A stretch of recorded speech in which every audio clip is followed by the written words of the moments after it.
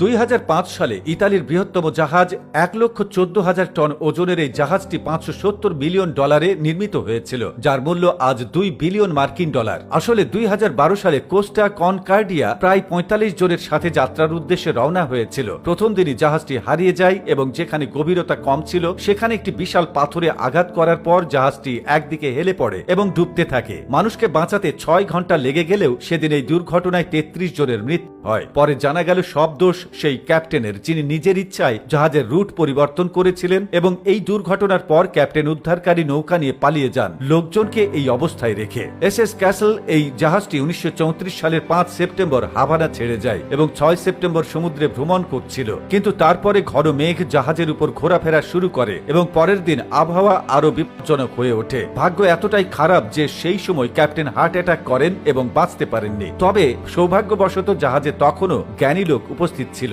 মধ্যরাতে জাহাজের স্টোরেজ ব্লকারে আগুন লেগে পুরো জাহাজে ছড়িয়ে পড়ে। জাহাজের সমস্ত তারগুলি পুড়ে গেছে এবং এখন সাহায্যের জন্য একটি সংকেতও পাঠানো যায়নি। 12টি লাইফ বোটের মধ্যে 6টি লোকে ভরা হয়েছিল এবং নিরাপদে পাঠানো হয়েছিল। তবে 80 ভাগ লোক এখনো বোটে ছিল। এখন সেই 80 ভাগ লোকই জানত না কিভাবে জাহাজে থাকা জীবন রক্ষাকারী যন্ত্রপাতি ব্যবহার করতে হয়। জাহাজটি ডুবতে শুরু করলে সাথে সাথে মানুষও ডুবতে থাকে। অনেকক্ষণ পর সেখানে পৌঁছায় উদ্ধারকারী দল, যে কারণে সেদিন খুব কম লোকই রক্ষা পেয়েছিল। ঢেউয়ের কবলে পড়ে জাহাজটি নিউ জার্সির এস বেরি পার্কের তীরে পৌঁছে যায়। এরপর কয়েক মাস পর স্ক্র্যাপ হিসেবে বিক্রি হয়। অক্টাভিয়ান 1761 সালে ইংল্যান্ডের উদ্দেশ্যে চীন ত্যাগ করে, কিন্তু এটি কখনোই তার যাত্রা শেষ করে না এবং এটি পথে অদৃশ্য হয়ে যায়। এই জাহাজের শেষ কলে জানা গেল এই জাহাজ বিপদে পড়েছে, কিন্তু এর পাইলট বলেছিলেন যে আমি এই জাহাজটি চালাতে পারি, আর এই জাহাজকে বাঁচাতে তিনি বেছে নেন উত্তর পশ্চিম পথের পথ। কিন্তু আজ পর্যন্ত কোনো জাহাজে ওই রুট থেকে ফেরত আসতে পারেনি এবং এর সঙ্গেই ঘটেছে বিশ্বের সবচেয়ে বেদনাদায়ক ঘটনা, কারণ এই পথে যেতেই সেই জাহাজ চিরতরে শোকাহত হয়ে গেল।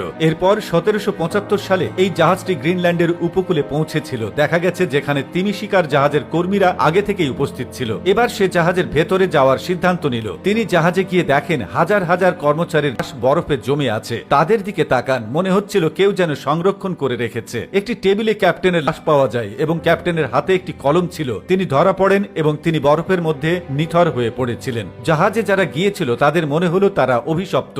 তিনি সঙ্গে সঙ্গে সেখান থেকে ডায়েরিটি তুলে নিয়ে জাহাজ থেকে পালিয়ে যান। এরপর সেই জাহাজটি আজ পর্যন্ত আর কেউ দেখেনি।